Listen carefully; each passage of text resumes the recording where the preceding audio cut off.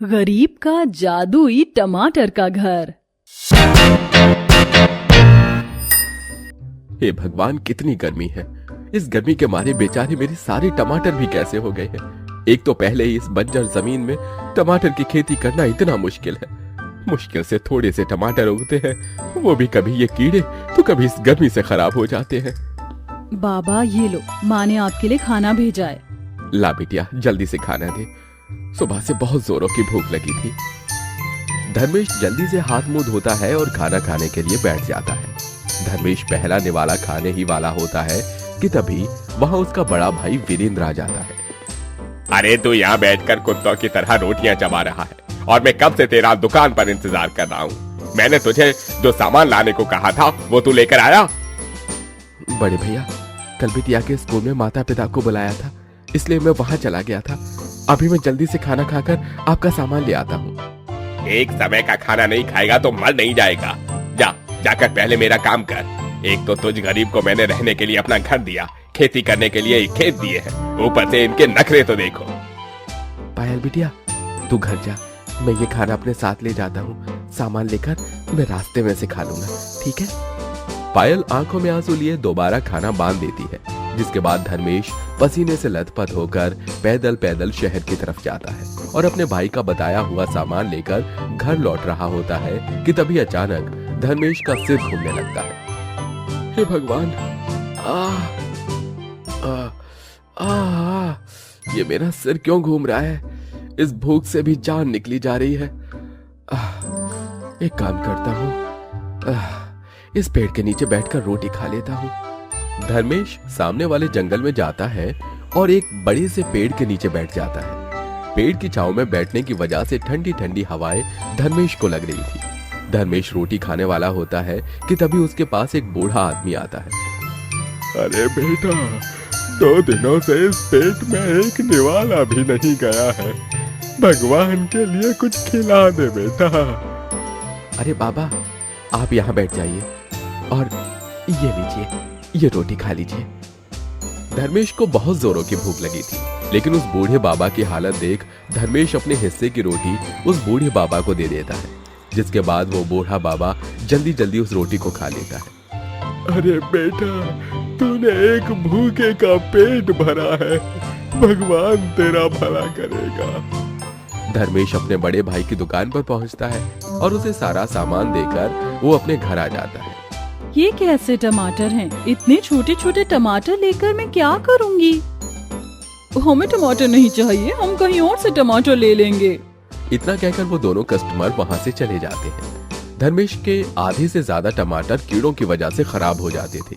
बचे कुछ टमाटर को जब धर्मेश बाजार में बेचता था तो उससे भी कोई भी टमाटर नहीं खरीदता, जिससे धर्मेश का बहुत नुकसान होता है। ये क्या जी, आज भी किसी ने टमाटर नहीं खरीदे? नहीं अनीता, अगर ऐसे ही चलता रहा तो कैसे चलेगा? और पायल भी बड़ी हो रही है और उसकी शादी का समय भी करीब आ रहा है। 5 बेटियों की जिम्मेदारी को कैसे संभालूं? पिताजी, आप ऐसे उदास मत होइए। हाँ पिताजी, आप हमें उदास बिल्कुल भी अच्छे नहीं लगते। एक दिन देखना, सब कुछ ठीक होगा। अपनी बेटियों की बात सुन धर्मेश को थोड़ा सुकून मिलता है और ऐसे ही दिन गुजरने लगते हैं। एक दिन जब धर्मेश अपने खेत टमाटर से निकाल रहा होता है, अरे इस बार भी टमाटर में कीड़े लग गए। मेरे पास इतने पैसे भी नहीं है कि मैं इन कीड़ों को मारने के लिए कीटनाशक दवाई लेकर आऊं। क्या करूं? एक काम करता हूँ, बड़े भैया से थोड़े पैसे मांग लेता हूँ। धर्मेश वीरेंद्र की दुकान पर जाता है और उसे सारी बात बताता है। अरे मैंने क्या कोई पैसों का पेड़ उगा रखा है, जो मैं तुझे ऐसे फालतू चीजों के लिए पैसे दूंगा? निकल यहाँ से। अपने भाई की बात सुन धर्मेश उदास होकर अपने खेत में जाकर बैठ जाता है। तभी उसकी बेटी उसे खाना देकर चली जाती है, जिसे लेकर धर्मेश जंगल में जाता है और उस पेड़ के नीचे बैठकर खाने लगता है। तभी वहां फिर से वो बूढ़ा आदमी आ जाता है। अरे क्या मुझे खाने के लिए एक रोटी मिलेगी? अरे बाबा, आप हैं कौन? मैंने आपको पहले कभी नहीं देखा। बेटा, मेरा नाम विष्णु है और मेरा कोई नहीं है, इसलिए इधर से उधर भटकता रहता हूँ और लोगों से खाना मांगकर अपनी भूख मिटाता हूँ। उस बूढ़े बाबा की बात सुन धर्मेश आज फिर अपने हिस्से की रोटी उस बूढ़े बाबा को दे देता है। अब जब भी अक्सर धर्मेश जंगल में रोटी खाने के लिए आया करता था तो हमेशा उसे वो बूढ़ा बाबा दिखाई देता था, जिसके चलते धर्मेश हमेशा अपने हिस्से की रोटी उस बूढ़े बाबा को दे दिया करता था। ऐसे ही समय गुजरता है और एक दिन, चलो चलो अब जल्दी से मेरा घर खाली कर दो, अब तुम लोग यहाँ पर और नहीं रह सकते। भैया ये आप क्या कह रहे हैं? मैंने वहाँ पर अपनी नई दुकान खोलने का सोचा है, इसलिए अब तुम लोग यहाँ पे नहीं रह सकते। भैया मेरी 5 बेटियां हैं, उन्हें लेकर मैं कहाँ जाऊंगा? अरे पत्थर की लकीर मिट सकती है लेकिन मेरा फैसला नहीं मिट सकता। अगर रहना है तो यहाँ इस खेत में रहो, वरना कहीं पर भी जाकर मरो। धर्मेश की 5 बेटियां और उसकी पत्नी वीरेंद्र के सामने बहुत रोती हैं, लेकिन वीरेंद्र उनकी एक नहीं सुनता, जिसके बाद सभी लोग बिस्तर उठाकर उस खेत में जाकर बैठ जाते हैं। बाबा क्या हम यहीं रहेंगे अब? नहीं मेरी बच्ची, मैं तुम लोगों को यहाँ नहीं रखूंगा, तुम लोग बस मेरा इंतजार करना, मैं कहीं से हम लोगों के रहने का इंतजाम करके आता हूँ। इतना कहकर धर्मेश वहां से चला जाता है। धर्मेश को कुछ भी समझ नहीं आ रहा होता कि वो क्या करे, इसलिए धर्मेश जंगल जाता है, जहां वो देखता है कि वो बूढ़ा बाबा जमीन में खुदाई कर रहा है। अरे आप आज फिर यहाँ, और आप खुदाई किस लिए कर रहे हैं?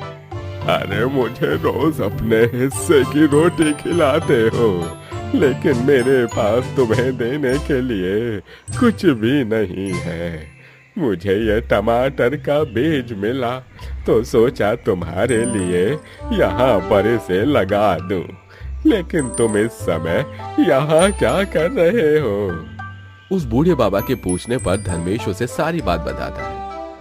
अरे खेत में रहने से अच्छा है तुम अपने परिवार के साथ यहाँ आ जाओ, इस पेड़ की छांव के नीचे तुम लोग आराम से रह सकते हो। इतना कहकर विष्णु वहां से चला जाता है, जिसके बाद धर्मेश अपने पूरे परिवार को उस जंगल में ले जाता है और सभी पेड़ की छांव के नीचे तिरपाल लगाकर बैठ जाते हैं। ऐसे ही शाम होती है और सभी लोग अपने साथ लाए बचे कुछ खाना खाकर उस पेड़ की छांव के नीचे सो जाते हैं।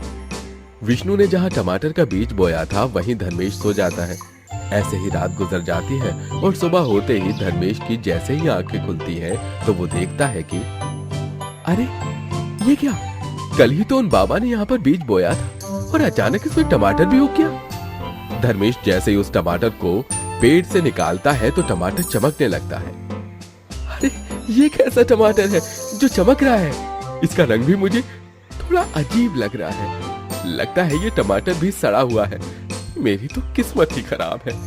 इतना कहकर धर्मेश जैसे ही उस टमाटर को गुस्से में जमीन में फेंकता है तो देखते ही देखते वो एक टमाटर एक बड़े से टमाटर घर के अंदर बदल जाता है, जिसे देख धर्मेश बहुत हैरान होता है और सभी को उठाता है। ये कैसा घर है जी? ये घर तो पूरा टमाटर का बना हुआ है। मैंने जैसे ही उस टमाटर को जमीन पर फेंका तो ये घर में बदल गया। अब सभी लोग जैसे ही उस टमाटर के घर के अंदर जाते हैं तो देखते हैं कि वो घर पूरा सभी सामानों से भरा हुआ है, जिसे देख सभी हैरान हो जाते हैं और तभी उस घर के अंदर से आवाज आती है।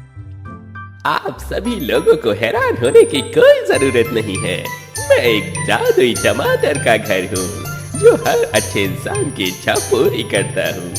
आप जिस आदमी को रोज रोज अपने हिस्से की रोटी खिलाते थे वो कोई मामूली इंसान नहीं था, बल्कि अच्छाई का देवता था जो इंसान के रूप में लोगों की परीक्षा लेता है। आपने हमेशा उसे अपने हिस्से की रोटी दी, इसलिए आज जब उसका पूरा परिवार बेघर था तो उन्होंने अपने जादू से आपको ये जादू टमाटर का घर दिया है। आप लोग जो भी मुझे मांगोगे मैं वो आपको दूंगा। जादुई टमाटर की बात सुनकर धर्मेश कहता है, ऐ जादुई टमाटर, मेरे परिवार ने काफी समय से कोई अच्छा खाना नहीं खाया, मेरे परिवार वालों को अच्छा खाना खिला दो। धर्मेश के बोलते ही वो जादुई टमाटर का घर चमकता है और देखते ही देखते 56 भोग की थाली आ जाती है। ये तो सच में जादुई टमाटर का घर है। जादुई टमाटर, मेरे पास पहनने के लिए एक भी अच्छे कपड़े नहीं है, मुझे नए कपड़े दे दो। प्रीति के इतना बोलते ही फिर से वो जादुई टमाटर का घर चमकता है और देखते ही देखते सभी के पुराने फटे हुए कपड़े बदलकर नए कपड़े आ जाते हैं। अब सब बारी बारी जादुई टमाटर के घर से अपने लिए बहुत सारी चीजें मांगते हैं। वहीं धर्मेश जादुई टमाटर के घर की मदद से अपने लिए टमाटर से भरा हुआ खेत मांगता है और उन टमाटर को ले जाकर बाजार में बेचता है। ऐसे बड़ी बड़ी और लाल टमाटर तो मैंने आज तक नहीं देखे। इतने अच्छे टमाटर तो पूरे बाजार में किसी के भी पास नहीं है। आप मुझे 1 किलो टमाटर दे दीजिए। जादुई टमाटर के घर की मदद से वो टमाटर भी सभी कस्टमर को काफी ज्यादा पसंद आते हैं और अब हर कोई मंडी में सिर्फ धर्मेश से ही टमाटर खरीदता था, जिससे उसकी काफी अच्छी कमाई होती है। वहीं धर्मेश के परिवार वाले जादुई टमाटर के घर की मदद से अपने लिए एक बड़ा सा बंगला ले लेते हैं। वहीं धर्मेश अपना खुद का बिजनेस स्टार्ट करता है और पूरे परिवार की जिंदगी से अब गरीबी हमेशा हमेशा के लिए चली जाती है। ये सब सिर्फ आपकी अच्छाई की वजह से हो पाया है। हाँ बाबूजी, ये सब सिर्फ आपकी अच्छाई की वजह से ही हो पाया है, वरना हम अभी भी उस गरीबी में अपनी जिंदगी जी रहे होते। हाँ बेटा, लेकिन अब समय आ चुका है जब मैं तुम्हारे हाथ पीले करूं। धर्मेश अब बड़ी धूमधाम से अपनी बड़ी बेटी की शादी करता है। वहीं बाकी की छोटी बेटियों को बड़े से स्कूल में पढ़ाता है। लेकिन धर्मेश इतना सब कुछ पाने के बाद जरा भी अपना ईमान नहीं बदला था और आज भी जादुई टमाटर के घर की मदद से हर किसी से इंसान की मदद करता है।